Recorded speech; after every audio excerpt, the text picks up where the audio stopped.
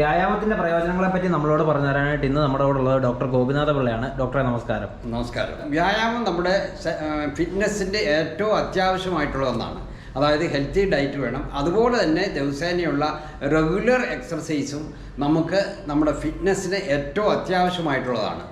രോഗപ്രതിരോധ ശക്തി വർദ്ധിപ്പിക്കാനും രോഗങ്ങളെ നിയന്ത്രിച്ച് നിർത്തുവാനും അതുപോലെ തന്നെ നമ്മുടെ പേശി ബലം വർദ്ധിപ്പിക്കാനും ഒക്കെ വ്യായാമം നമ്മളെ സഹായിക്കും. ഈ വ്യായാമം എന്ന് പറയുന്നത് എല്ലാവരും ചെയ്യണോ, അതോ നമ്മൾ ഇപ്പം പിള്ളേരൊക്കെ ഞങ്ങൾക്ക് പ്രായം വളരെ കുറവാണ്, അപ്പം വ്യായാമം ചെയ്തില്ലെങ്കിലും കുഴപ്പമില്ല എന്നൊക്കെ പറഞ്ഞിരിക്കുന്ന ആൾക്കാരുണ്ട്, അപ്പം എല്ലാവരും ചെയ്യണോ അതോ?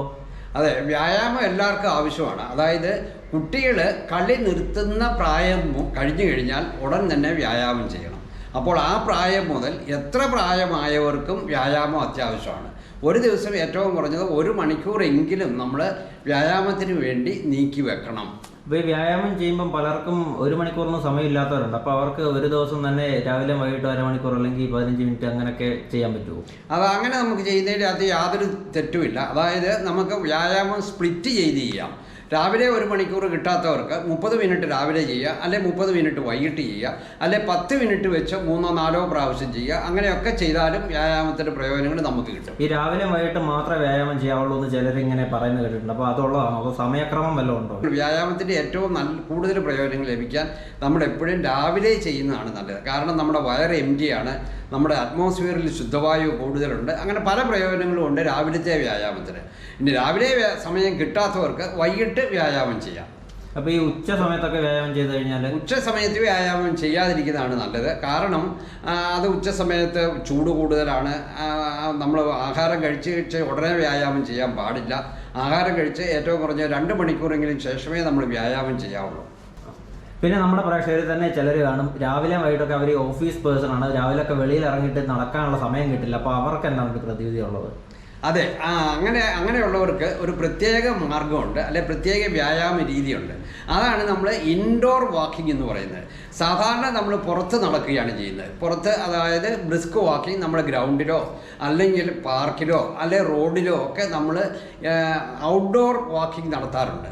പക്ഷേ അതുകൂടാതെ ഇൻഡോർ വാക്കിംഗ് എന്ന ഒരു വ്യായാമ രീതി കൂടി അടുത്ത കാലത്ത് ശക്തി പ്രാപിച്ചിട്ടുണ്ട്. ഈ ഇൻഡോർ വാക്കിങ്ങിനെ പറ്റിയിട്ടൊന്ന് എല്ലാവർക്കും അറിയാൻ പാകത്തിന്, അതായത് സാധാരണ വാക്കിംഗ് തന്നെയാണോ നമുക്ക്? അതെ, ഈ വാക്കിങ്ങിന് വ്യത്യാസമൊന്നുമില്ല. ഔട്ട്സൈഡ് വാക്ക് ചെയ്യുന്നു, ഇൻഡോർ ആയിട്ട് വാക്ക് ചെയ്യുന്നതും തമ്മിൽ വലിയ വ്യത്യാസങ്ങളൊന്നുമില്ല. ആരോഗ്യപരമായി ഇത് രണ്ടിൻ്റെയും ഗുണങ്ങൾ ഒരുപോലെ തന്നെയാണ് എന്നാണ് പുതിയ പഠനങ്ങൾ സൂചിപ്പിക്കുന്നത്. അതായത് പലർക്കും ഇന്ന് പുറത്തു പോയി വ്യായാമം ചെയ്യാൻ, അല്ലെ പുറത്തു പോയി നടക്കാൻ പലർക്കും സമയം കിട്ടുന്നില്ല. ചിലർക്ക് അതിന് സൗകര്യങ്ങളില്ല. മറ്റ് സന്ദർഭങ്ങളാണ് ചിലപ്പോൾ മഴക്കാലമായിരിക്കാം. നമുക്ക് ആണ്ടിൽ ഏതാണ്ട് ഒരു 5-6 മാസത്തോളം മഴക്കാലമാണ്. മഴയുള്ളപ്പോൾ നമുക്ക് ഗ്രൗണ്ടിലോ അല്ലെ പുറത്തോ നടക്കാൻ ബുദ്ധിമുട്ട് വരുന്നു. പിന്നെ അത് തന്നെയല്ല, ചിലർക്കൊക്കെ ട്രെഡ്മില്ല് വീട്ടിൽ മേടിച്ച് വെച്ചിട്ടുണ്ട്, പക്ഷേ പലർക്കും അത് ഉപയോഗിക്കുന്നതിന് വലിയ താല്പര്യം കാണുകയില്ല. അപ്പോൾ ഇങ്ങനെയുള്ള പല ആൾക്കാർക്കും നമ്മൾ ഇൻഡോർ വാക്കിംഗ് വളരെയധികം പ്രയോജനം ചെയ്യുന്ന ഒന്നാണ് എന്നാണ് പുതിയ കണ്ടെത്തൽ.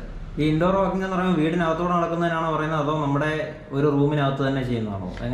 ഈ ഇൻഡോർ വാക്കിംഗ് നമുക്ക് 3-4 സന്ദർഭങ്ങളിൽ നമുക്ക് ചെയ്യാൻ പറ്റും.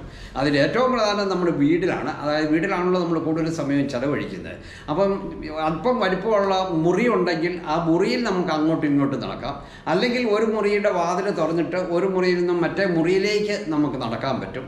നമുക്ക് വരാന്തയുണ്ടെങ്കിൽ വരാന്തയിൽ കൂടി നടക്കാൻ പറ്റും. നമുക്ക് ടെറസ് ഉണ്ടെങ്കിൽ ടെറസിൽ കൂടി നടക്കാൻ പറ്റും. സേഫായിട്ട് ചുറ്റും കെട്ടിയിട്ടുള്ളതായിരിക്കണം എന്ന് മാത്രം. അതുപോലെ തന്നെ വീട് 2 നിലയുള്ളതാണെങ്കിൽ നിങ്ങൾക്ക് കുറച്ച് പ്രാവശ്യം സ്റ്റെപ്പ് കയറുകയും ഇറങ്ങുകയും ചെയ്യാം. അത് നല്ലൊരു എക്സർസൈസാണ്. പിന്നെ മിറ്റം ഉണ്ടെങ്കിൽ നമുക്ക് മിറ്റത്ത് കൂടി നടക്കാം. മിറ്റത്ത് പാർക്ക് ഉണ്ടെങ്കിൽ ചിലപ്പോൾ പാർക്കിൻ്റെ സൈഡിൽ കൂടി നടക്കാൻ പറ്റും. അങ്ങനെ ഈ സന്ദർഭങ്ങളിലൊക്കെ നമുക്ക് ഇൻഡോർ വാക്കിംഗ് ചെയ്യാൻ പറ്റും. പിന്നെ മറ്റൊന്നുണ്ട്, നമ്മൾ ഓഫീസിൽ ജോലിയുള്ള ഒരാളാണെങ്കിൽ ഓഫീസിൽ വെച്ചും നമുക്ക് ഇൻഡോർ വാക്കിംഗ് ചെയ്യാൻ പറ്റും. ഒരു ഉദാഹരണം ഞാൻ പറയാം. നിങ്ങളുടെ കൂടെയുള്ള ഒരു സഹപ്രവർത്തകന് അല്പം ദൂരെയാണ് ഓഫീസിൽ ഇരിക്കുന്നതെങ്കിൽ നിങ്ങൾ ഒരു ആവശ്യത്തിന് വേണ്ടി അയാളെ ഫോൺ ചെയ്യാതെ നിങ്ങൾ നേരിട്ട് അവിടെ ചെന്ന് അയാളുടെ കാര്യങ്ങൾ പറയുകയാണെങ്കിൽ നിങ്ങൾക്ക് അങ്ങോട്ടും നടക്കാം, തിരിച്ചും ഇങ്ങോട്ടും നടക്കാം. അതുപോലെ തന്നെ നിങ്ങൾ ചിലപ്പോൾ ഓഫീസിലൊരു മീറ്റിംഗ് അറ്റൻഡ് ചെയ്യാമെന്ന് വെക്കുക. നിങ്ങളാണ് പ്രസംഗിക്കുന്നതെങ്കിൽ നിങ്ങൾ ഒരു സ്റ്റേജിൻ്റെ അവിടെ മൈക്കിൻ്റെ ഫ്രണ്ടിൽ നിന്ന് പ്രസംഗിക്കാതെ നിങ്ങൾക്ക് ആ മൈക്കിൻ്റെ സെറ്റ് എടുത്ത് നിങ്ങൾക്ക് അങ്ങോട്ടും ഇങ്ങോട്ടും നടന്നുകൊണ്ട് പ്രസംഗിക്കാം, അല്ലെങ്കിൽ ആ മീറ്റിംഗ് നടത്താം. പിന്നെ നിങ്ങൾ 2 നിലയുള്ള ഓഫീസാണെന്ന് വിചാരിക്കും. 2-3 നിലയുള്ള ഓഫീസാണെങ്കിൽ നിങ്ങൾ മുകളിലേക്ക് എപ്പോഴും ലിഫ്റ്റ് ഉപയോഗിക്കാതെ സ്റ്റെപ്പ് കയറി തന്നെ മുകളിലേക്ക് പോവുകയും ഇറങ്ങുകയും ചെയ്യാം. അത് നല്ലൊരു ഇൻഡോർ വാക്കിംഗ് ആണ്. അപ്പോൾ ഇങ്ങനെ പല സന്ദർഭങ്ങളിൽ ഇത് ഉപയോഗിക്കാം. പിന്നെ ഇന്ന് മിക്കവരും ഓൺലൈൻ ഷോപ്പിങ്ങിനെയാണ് അഭയം പ്രാപിക്കുന്നത്. അതായത് നിങ്ങൾ മൊബൈൽ ഫോണിൽ കൂടെ അതിനുള്ള റിക്വസ്റ്റ് കൊടുക്കുന്നു, സാധനം നിങ്ങളുടെ വീട്ടിലെത്തുന്നു. അത് ശരിക്കും പറഞ്ഞാൽ നമ്മൾ നിരുത്സാഹപ്പെടുത്തേണ്ടതാണ്. കാരണം നമ്മളൊരു മാളിൽ പോയി നമ്മൾ സാധനം മേടിക്കുന്നതായിരിക്കും തീർച്ചയായിട്ടും നല്ലത്. കാരണം മാളിലിറങ്ങി നിങ്ങൾക്ക് കുറച്ച് സമയമെങ്കിലും മാളിലേക്ക് അകത്തേക്ക് കടക്കാം, അല്ലെങ്കിൽ നടക്കാം. പിന്നെ അത് തന്നെ മാളിൽ ചെന്ന് കഴിഞ്ഞാൽ നിങ്ങൾ ആ ലിഫ്റ്റ് ഉപയോഗിക്കുന്നതിന് പകരം തീർച്ചയായിട്ടും സ്റ്റെപ്പ് ഉപയോഗിച്ച് തന്നെ മുകളിലത്തെ 1ഓ 2ഓ നിലയിലേക്ക് കയറുന്നതും ഇറങ്ങുന്നതും വളരെ നല്ലൊരു വ്യായാമമാണ്. അപ്പോൾ ഇങ്ങനെ പല സന്ദർഭങ്ങളിൽ നമുക്ക് ഇൻഡോർ വാക്കിംഗ് നമുക്ക് ഉപയോഗിക്കാൻ പറ്റും. അപ്പോൾ ഈ ഇൻഡോർ വാക്കിങ്ങിന്റെ ബെനിഫിറ്റ്സ് എന്തൊക്കെയായിരിക്കും? ഈ ഇൻഡോർ വാക്കിംഗ് കൊണ്ട് പല പ്രയോജനങ്ങളുമുണ്ട്. ആരോഗ്യപരമായുള്ള ഗുണങ്ങൾ രണ്ടിനും ഏതാണ്ട് ഒരുപോലെയാണ് എന്നാണ് പുതിയ പഠനങ്ങൾ സൂചിപ്പിക്കുന്നത്. ഇത് ഒരു എയറോബിക് എക്സർസൈസാണ്.